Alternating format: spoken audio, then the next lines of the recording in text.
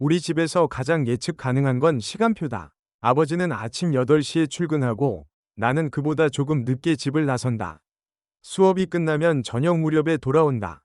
그 사이에 집은 원래 비어 있어야 정상인데 몇 달 전부터는 그렇지 않다. 아버지 옆에 사람이 생겼기 때문이다. 39, 활기차고 솔직하고 집안에서도 운동복을 입고 다니는 사람. 물 한 잔을 마시면서도 음악에 맞춰 어깨를 흔들고 빨래를 개다가도 스트레칭을 하고 현관에서 신발을 벗는 순간에도 몸이 먼저 움직인다. 나는 그녀를 실제로 새엄마라고 부르지 않는다. 그녀도 나에게 엄마를 자처한 적이 없다. 그런데 내 머릿속에서는 가끔 그 단어가 튀어나온다. 아버지의 연인이라는 말은 너무 현실적이고 너무 노골적이라서 차라리 새엄마라는 단어로 감정을 정리하고 싶어지기 때문이다. 이상하게도 그 단어를 붙이면 내 마음이 조금 덜 흔들리는 것 같았다. 그런데 그건 착각이었다. 덜 흔들리는 게 아니라 흔들림을 다른 이름으로 포장하는 것뿐이었다. 나는 소심하다. 말을 아끼고 상황을 오래 곱씹고 상대의 말 한마디를 여러 방향으로 해석한다. 그래서 그녀가 가볍게 아들하고 부를 때마다 그 부름은 내 안에서 불필요하게 커진다. 그녀에게는 그냥 습관이다. 아버지의 아들이니까. 그런데 그 호칭이 내게는 자꾸 이상한 거리감을 만든다. 아버지의 연인이 나를 아들이라고 부른다. 그 말은 따뜻해 보이는데 따뜻해서 더 위험하다. 따뜻하면 경계가 흐려지고 경계가 흐려지면 나는 무슨 일이든 혼자서 의미를 만들어낼 수 있다. 그날은 수업이 일찍 끝났다. 갑자기 생긴 공강 때문에 예정보다 2시간이나 빨리 집으로 향했다. 집에 가는 내내 머릿속에는 리포트 마감과 저녁 메뉴 같은 평범한 생각뿐이었다. 라면을 먹을까? 남은 밥에 김치볶음밥을 할까? 그런 정도. 나는 이런 날을 좋아한다. 생각이 단순하면 마음이 덜 흔들리니까. 현관문을 열었을 때 집안은 조용했다. 음악도, 통화 소리도, 웃음도 없었다. 그런데 완전히 조용하진 않았다. 어딘가에서 젖은 천이 스치는 소리 같은 게 아주 희미하게 들렸다. 물방울이 떨어지는 소리 같기도 했다. 나는 신발을 벗고 조심스럽게 들어왔다. 괜히 발소리가 크게 들리는 것 같아 발 뒤꿈치를 들고 걸었다. 그때 내 방문 쪽에서 바스락거리는 소리가 났다. 바스락. 우리 집에는 고양이도 강아지도 없다. 그럼 남는 건 사람이다. 나는 잠깐 멈춰 섰다. 설마라는 생각이 스쳤고 그 설마는 늘 최악의 상상을 데려왔다. 뇌는 그런 데에만 빠르다. 내 방문이 반쯤 열려 있었다. 아침에 분명 닫고 나왔는데 그 안에서 누군가 움직이고 있었다. 옷감이 스치는 소리, 서랍이 살짝 울리는 소리. 나는 문 앞에서 괜히 목을 가다듬었다. 그 순간 방 안에서 익숙한 목소리가 들렸다. 이상하네. 그녀였다. 나는 그대로 굳어버렸다. 아버지의 연인. 내가 속으로 새엄마라고 부르며 애써 정리하던 그 사람. 내가 없을 줄 알고 내 방에 들어와 있는 그 사람. 상식적으로 생각하면 답은 간단했다. 집안일 하다가 필요한 걸 찾는 거겠지. 하지만 상식은 내 머리에 도착하기 전에 다른 노선을 탔다. 그 노선은 언제나 불필요하게 민망하고, 불필요하게 음침하고, 불필요하게 나를 괴롭혔다. 아, 진짜. 어디 갔지? 혼잣말이 이어졌다. 나는 문을 열어야 할지, 발걸음을 돌려야 할지 판단하지 못했다. 열면 민망하고, 돌아서면 더 수상해질 것 같았다. 내가 수상해질 이유는 없는데, 나는 늘 내가 수상해진다. 그러다 문이 완전히 열렸다. 그리고 우리는 문 앞에서 정확히 마주쳤다. 아, 어, 그녀가 먼저 놀랐다. 나도 놀랐다. 서로 동시에 놀라는 바람에 잠깐 말이 없었다. 그녀는 운동복 차림이었다. 집에서는 흔한 차림인데 그날은 유난히 운동을 막 끝낸 사람처럼 보였다. 목덜미에 붙은 머리카락이 살짝 젖어 있었고 쇄골 언저리에 얇은 땀막이 반짝이는 게 보였다. 그게 문제였다. 나는 그냥 운동했나 보다라고 생각하면 될걸. 내 눈은 쓸데없이 디테일을 주워 담았다. 나는 내 눈이 싫었다. 내가 이런 걸 보고 이런 걸 인식하는 인간이라는 사실이. 그녀가 웃었다. 웃음이 너무 자연스러워서 내가 놀란 게 오히려 민망해졌다. 너 오늘 일찍 왔네. 내 수업이 일찍 끝나서요. 내 대답은 늘 그렇듯 정직했다. 정직함은 좋은 말인데 가끔은 정직함이 내 목을 조른다. 아, 그랬구나. 그녀는 내 방안을 가리켰다. 빨래 좀 찾으려고. 내 방에 아빠 양말 섞여 들어간 것 같아서. 아, 빨래, 양말. 그제야 상황이 정리되는 것 같았는데 이미 내 머릿속은 한참 앞서 달리고 있었다. 왜 하필 내 방에서, 왜 하필 내가 없을 때, 왜 하필 지금, 내가 들어오자마자. 그녀는 아무렇지 않게 방 안으로 다시 들어갔다. 나는 문 옆에 서서 시선을 어디에 둬야 할지 몰랐다. 그녀가 움직일 때마다 운동복의 천이 살짝 당겨지는 소리가 났다. 정말 사소한 소리인데 내 방이라는 공간에서는 그 소리가 크게 울렸다. 그녀는 바닥에 놓인 빨래 바구니를 뒤지기 시작했다. 손이 바구니 속에서 천을 헤집을 때마다 섬유가 부딪히는 소리가 났다. 그 소리가 이상하게 사적인 소리처럼 들렸다. 나는 그런 생각을 하는 내 머리가 싫어서 벽에 붙은 달력을 바라봤다. 오늘 날짜는 아무 의미도 없는데 숫자에 집중하려 했다. 아들 방 생각보다 정리 잘 돼 있네. 남자 방은 다 냄새 날 줄 알았는데. 그 말에 나는 또 쓸데없이 의미를 붙였다. 냄새? 왜 냄새를? 아, 제가 환기자주해서. 설명은 늘 길어진다. 소심한 사람의 특징이다. 그녀는 웃더니 침대 옆에 놓인 티셔츠를 집어들었다. 아, 네. 그녀는 티셔츠를 코끝에 잠깐 가져갔다. 정말 잠깐이었다. 집안일 하는 사람이라면 누구나 할 수 있는 단순한 확인 동작. 그런데 내 심장은 그걸 전혀 단순하게 받아들이지 않았다. 그녀가 짧게 하고 반응했다. 그 반응에 나는 또 내 마음대로 자막을 달았다. 내가 자막을 달면 현실은 망한다. 그녀는 아무렇지 않게 말하며 다시 바구니에 넣었다. 나는 이상하게 안도했다. 아빠가 아니라는 말이 나를 안전한 쪽으로 밀어주는 것 같아서. 그런데 그녀는 거기서 멈추지 않았다. 바구니 속 옷들을 몇 번 더 뒤적이더니 갑자기 손을 멈추고 내 쪽을 보지도 않은 채 말했다. 그녀가 들어올린 건 내 속옷이었다. 나는 숨이 멎는 줄 알았다. 뇌가 순간적으로 꺼졌다가 다시 켜지면서 이상한 경고 문구를 띄웠다. 지금 당장 도망쳐라. 그런데 도망치면 더 이상해진다. 그럼 그냥 죽어라. 나는 목소리를 겨우 내서 말했다. 아, 네. 그녀는 아주 자연스럽게 고개를 끄덕였다. 그리고 정말 아무렇지 않게 손가락으로 펼쳐 상태를 확인했다. 그 동작이 너무 자연스러워서 더 민망했다. 민망함은 상대가 조심할 때 줄어드는데 상대가 너무 자연스러우면 내가 혼자 이상한 사람이 된다. 그녀는 그렇게 말하고 내 속옷을 바구니 위에 따로 올려두었다. 나는 그 문장을 들은 순간 내 안에서 이상한 경보가 한 번 울리고 꺼졌다. 손빨래라는 단어는 정말 집안일 용어인데 내 뇌는 그걸 자꾸 딴 데로 끌고 갔다. 나는 얼른 시선을 돌렸다. 보고 싶지 않은데 귀는 열려 있었다. 수치심은 그런 거다. 시선을 피할수록 더 또렷해진다. 그녀는 속옷을 들고 방 밖으로 나가 세탁실 쪽으로 향했다. 나는 그제야 숨을 내쉬었다. 그 숨은 안도라기보다 생존이었다. 하지만 끝이 아니었다. 그녀는 다시 들어왔다. 이번에는 내 향수병을 들고 있었다. 이 향수 뭐야? 아, 그냥. 아들 향수야? 네. 그녀는 뚜껑을 열었다. 냄새 괜찮네. 그리고 아무 생각 없이 손목에 한 번 뿌렸다. 탁. 그 소리는 왜 이렇게 크게 들리는지 모르겠다. 향이 공기 중에 퍼졌다. 상큼한 냄새가 내 방위 공기를 바꿨다. 원래 내 방에는 나위 냄새가 있었는데 그 순간부터는 그녀의 체온이 섞인 냄새가 끼어든 느낌이었다. 상큼해서 좋다. 그녀는 웃으며 손목을 살짝 흔들어 향을 퍼뜨렸다. 동작은 가벼웠는데 내 머릿속은 무거웠다. 나는 벽을 보다가 바닥을 보다가 다시 달력을 보다가 결국 아무것도 보지 못하는 사람이 됐다. 그녀는 옷장을 열었다. 나는 속으로 제발 양말만이라고 외쳤다. 여기 있네. 그녀가 검은 양말을 들어 올렸다. 아버지의 것이 분명했다. 이게 섞여 있었구나. 그녀는 양말을 바구니에 넣으며 말했다. 아들 없을 줄 알고 들어왔는데 괜히 놀랐지? 나는 대답이 막혔다. 조금이라고 하면 너무 약하고 많이라고 하면 내가 이상해진다. 아, 조금요. 미안. 그녀는 웃으며 손을 흔들었다. 다음엔 내가 없을 때만 들어올게. 그 말이 배려처럼 들리면서도 묘하게 머리에 남았다. 네가 없을 때만. 방금까지의 장면들이 그 문장 하나로 다시 편집됐다. 이유는 양말이었는데 문장은 타이밍을 강조했다. 그녀는 문을 나서며 다시 말했다. 아, 그리고 나는 또 심장이 내려앉았다. 방. 잘 쓰고 있네.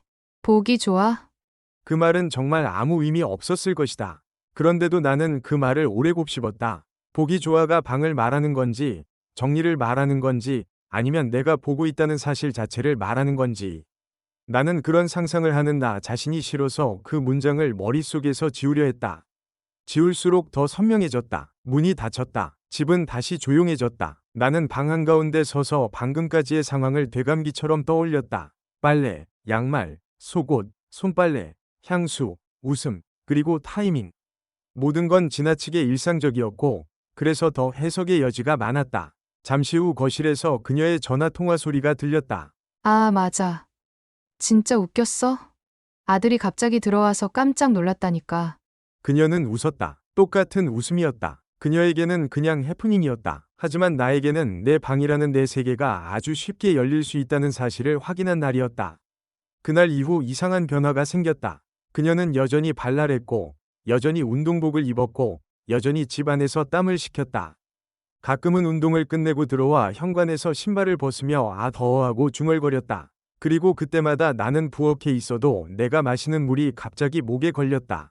그녀가 땀에 젖은 운동복 상의를 한쪽 어깨에 걸치고 머리끈을 풀어 머리를 쓸어 넘길 때 그 동작 하나로 집 안 공기가 달라지는 느낌이 들었다. 문제는 그녀가 그걸 전혀 의식하지 않는다는 점이었다. 의식하지 않으니까 더 무섭다. 위도 없이도 사람을 흔들 수 있다는 뜻이니까. 어느 날 세탁실에서 물소리가 들렸다. 나는 거실에서 TV를 보다가 무심코 그쪽을 봤다. 그녀가 싱크대 앞에 서서 무언가를 손으로 빨고 있었다. 거품이 손가락 사이에서 부풀고 물이 떨어지고 천이 젖은 소리가 났다. 그 장면은 원래 생활인데 내 머릿속에서는 사생활이 됐다. 그녀는 고개도 들지 않고 말했다. 아들 너네 또래는 이런 거 되게 숨기더라. 나는 리모컨을 든 채 얼어붙었다. 뭐려? 그녀는 수건으로 손을 닦으며 아무렇지 않게 말했다. 속옷. 너무 숨기면 더 티나. 그 말은 충고처럼 들렸고 농담처럼 끝났고 나는 그 자리에서 아무 대답도 하지 않는 사람이 되었다. 그녀는 웃으며 부엌으로 갔다가 다시 한마디를 덧붙였다. 아, 오해하지 마. 난 그냥 세탁 얘기한 거야. 그 말이 더 문제였다. 오해하지 말라는 말은 이미 오해가 있다는 뜻이니까. 나는 그날 밤 내가 더럽다고 생각했다. 그녀가 아니라 내 마음이. 그런데 더 이상한 건 그 후로 세탁실 물소리가 들리면 나는 자동으로 귀를 세우게 됐다. 보고 싶지 않은데 듣고 싶어지는 마음. 그 모순이 나를 우스꽝스럽게 만들었다. 며칠 뒤 그녀가 운동을 마치고 들어왔다. 땀이 식지 않은 운동복 위로 바람이 스치자 천이 몸에 붙였다 떨어졌다. 그녀는 냉장고 문을 열며 말했다. 아들, 혹시 나는 반사적으로 말했다. 아니요. 아직 말 안 했는데. 죄송합니다. 그녀는 물을 마시다 웃음을 터뜨렸다. 너 진짜 재밌다. 항상 질문보다 대답이 빨라. 그날 이후 나는 질문보다 대답이 빠른 사람이 세상에서 제일 위험한 사람이라는 걸 알게 됐다. 위험한 이유는 간단하다. 뭘 듣기도 전에 먼저 결론을 내려버리니까. 그리고 그 결론은 되게 최악적으로 기운다. 그 후로 그녀는 내 방에 직접 들어오지 않는 것처럼 보였다. 적어도 내가 보는 앞에서는. 하지만 이상하게 내 물건들이 조금씩 정리되어 있었다. 책상 위에 어지럽던 펜이 한 줄로 놓여 있고, 침대 옆에 굴러다니던 양말이 바구니에 들어가 있고, 옷장 문이 반쯤 닫혀 있고, 향수병이 정면을 향해 있었다. 그럴 때마다 나는 내가 그랬나? 하고 기억을 더듬었다. 기억은 늘 흐릿했고, 흐릿한 기억은 늘 최악을 끌고 왔다. 어느 날은 내 방 문이 아주 조금 열려 있었다. 그날은 바스락 소리도 없었는데 문틈에서 미세하게 향이 새어나왔다. 내 향수 냄새였다. 그녀가 손목에 뿌리던 그 향. 나는 문 앞에서 한참 서 있었다. 문을 열면 아무것도 없을 것 같고, 열면 뭔가 있을 것 같고, 열지 않으면 상상만 커질 것 같고. 결국 나는 문을 열었다. 방 안에는 아무도 없었다. 그런데 책상 위에 작은 메모지가 하나 놓여 있었다. 환기 좀 해줘. 내 글씨가 아니었다. 나는 메모를 들고 웃어야 할지 얼어붙어야 할지 몰랐다. 이건 생활인가, 장난인가, 아니면 그녀의 방식인가. 나는 메모를 구겨버리려다가 그냥 서랍에 넣었다. 증거를 숨기는 범죄자처럼. 그날 밤 거실에서 아버지와 그녀가 웃는 소리가 들렸다. 집에 별일 없었지? 아버지가 묻자 그녀가 말했다. 별일은 없었고. 아버지가 나를 봤다. 너 왜 이렇게 굳어 있어? 그녀가 웃으며 대신 말했다. 아, 예. 나 때문에 그래. 아버지가 눈썹을 올렸다. 왜? 그녀는 어깨를 으쓱했다. 몰라. 내가 좀 편해서. 그 말이 농담으로 끝났다는 게 그날의 유일한 구원이었다. 나는 내 방에서 그 대화를 들으면서 뭐가 더 무서운지 몰랐다. 오해라는 단어가 나오지 않았는데도 내 머릿속은 이미 오해를 만들고 있었다. 나는 이 집에서 가장 열심히 일하는 상상력이었고 가장 쓸데없는 편집자였다. 며칠 뒤 나는 또 일찍 집에 돌아왔다. 이번엔 집 안에서 음악이 작게 울렸다. 음악이 들리면 그녀는 거실이든 부엌이든 공개된 공간에 있을 확률이 높다. 나는 숨을 조금 놓았다. 그런데 복도를 걷는데 내 방 쪽에서 아주 미세한 소리가 났다. 바스락. 나는 멈췄다. 내 방 문은 이번엔 닫혀 있었다. 그런데 안쪽에서 아주 작게, 정말 작게 무언가 떨어지는 소리가 났다. 나는 숨을 멈췄다. 그리고 손잡이를 잡았다. 문을 여는 순간 내 심장은 이상하게도 두 가지 감정을 동시에 꺼냈다. 제발 아무도 없었으면, 제발 누군가 있었으면, 그게 가장 무서웠다. 내 마음이 그 둘을 동시에 바라는 것. 문이 열렸다. 방 안에는 아무도 없었다. 정말 아무도. 그런데 책상 위 향수병은 열려 있었다. 그리고 침대 끝자락에 아주 작은 물방울이 하나 떨어져 있었다. 정말 물방울이었을까? 아니면 내가 그렇게 보이길 바란 걸까? 내 뒤에서 발소리가 들렸다. 아들 뭐해? 그녀의 목소리였다. 나는 천천히 뒤돌았다. 그녀는 운동복 차림이었다. 이번엔 막 샤워하고 나온 사람처럼 머리카락 끝에서 물이 떨어지고 있었다. 수건을 어깨에 걸친 채 아무렇지 않게 서 있었다. 나는 그 물방울이 방 안의 물방울과 연결되는 것처럼 느껴져서 그 연결을 끊고 싶었다. 방 왜 열어? 그녀가 웃으며 물었다. 나는 대답하지 못했다. 그녀는 내 시선을 따라 책상 위 향수병을 봤다. 아, 그거? 그녀가 내 쪽으로 다가오더니 향수병을 집어들었다. 내가 아까 한 번 더 썼어. 운동하고 나면 그 향이 좋더라. 그녀는 정말 아무렇지 않게 손목을 살짝 보여주며 웃었다. 너도 맡아볼래? 그 말이 너무 자연스러워서 나는 그 순간 내 머릿속에 과장된 상상들이 갑자기 코미디처럼 무너지는 걸 느꼈다. 나는 겨우 말했다. 아, 괜찮아요. 그녀는 어깨를 으쓱했다. 그래? 아쉽다. 그 한마디가 또 내 속을 어지럽혔다. 아쉽다. 왜 아쉽다는 말을 그렇게 쉽게 하는지. 그녀는 내 방문틀에 기대며 장난스럽게 눈을 가늘게 떴다. 근데 있잖아. 너 문 잘 잠가. 누가 들어가면 어떡해? 나는 입을 열었지만 아무 말도 나오지 않았다. 그녀는 웃으며 내 방 문을 톡 손끝으로 두드리고는 돌아섰다. 난 저녁 준비할게. 발소리가 멀어졌다. 나는 방 한가운데 서서 향수 냄새와 젖은 머리카락에서 떨어지는 물방울. 소리와 방금 들었던 아쉽다라는 말이 한꺼번에 내 머릿속에서 엉키는 걸 느꼈다. 이게 정말 아무 일도 아닌 건지, 아니면 아무 일도 아닌 척하게 만드는 기술인지. 나는 아직도 확신하지 못한다. 그날 밤, 나는 잠을 설쳤다. 꿈속에서 내 방문은 계속 열렸다 닫혔다. 열릴 때마다 아무도 없었고, 닫힐 때마다 향이 남았다. 아침이 되자 집은 조용했다. 아버지는 이미 나갔고, 그녀는 아직 자는 듯했다. 나는 부엌에서 물을 마시다가 싱크대 옆에 놓인 작은 메모를 발견했다. 오늘 빨래 많아 문 열어두면 고마워. 나는 메모를 들고 한참 서 있었다. 문을 열어두라는 말은 편의를 말하는 건지, 습관을 말하는 건지, 아니면 나에게 맡긴 선택인 건지. 나는 방으로 돌아갔다. 문 앞에 서서 손잡이를 잡았다 놓았다. 열면 아무 일도 없을 것이다. 열면 모든 게 일상으로 돌아갈 것이다. 닫으면 아무 일도 없었던 척할 수 있을 것이다. 닫으면 상상은 계속 자랄 것이다. 나는 문을 조금 열어두었다. 딱 바람이 드나들 정도로. 그때 복도 끝에서 그녀의 발소리가 들렸다. 아직 샤워 전인지 막 일어난 사람 특유의 느린 발걸음. 그녀의 목소리가 들렸다. 아들, 나는 대답하지 않았다. 문 열어놨네. 목소리는 가벼웠다. 정말 가벼웠다. 나는 여전히 아무 말도 하지 않았다. 그녀가 문 앞까지 왔는지 아니면 그냥 지나갔는지는 확인하지 않았다. 다만 확실한 건 하나였다. 내 방으로 바람이 들어왔고 그 바람에는 아침 공기와 세탁 세제와 아주 희미한 향수가 섞여 있었다는 것. 그게 어제의 향인지 오늘의 향인지 아니면 내가 만들어낸 냄새인지 나는 아직도 모른다. 문은 열려 있다. 완전히는 아니고 닫혀 있다고 말하기에도 애매하게. 그리고 나는 그 애매함이 이 집에서 가장 정확한 상태라는 걸 이제는 조금 알 것 같았다. 나는 그 상태로 방 안에 서서 내가 스스로 만든 위미들을 하나씩 주머니에서 꺼내 펼쳐 보았다가 다시 구겨 넣었다. 그녀가 웃었는지, 내가 웃었는지, 누가 먼저 문을 두드렸는지, 누가 먼저 향을 남겼는지, 나는 그걸 끝내 확인하지 않을 거다. 확인하는 순간, 이 블랙 코미디는 끝나 버릴 테니까. 끝나지 않으면 계속된다. 계속되면 나는 또 위미를 만든다. 그리고 또 위미를 만들면서도 나는 속으로 이런 생각을 한다. 정말 아무 일도 아닌데 왜 이렇게 모든 게 커 보일까? 바람이 한 번 더 들어왔다. 나는 문틈을 더 열지도 더 닫지도 않았다. 그저 그 애매한 틈새를 그대로 두었다. 혹시 그녀가 정말로 우연히 내 방 앞으로 다시 오게 된다면 나는 그때도 지금처럼 아무 말도 못할 것이다. 다만 그때 문이 조금 더 열려 있을지 조금 더 닫혀 있을지는 모른다.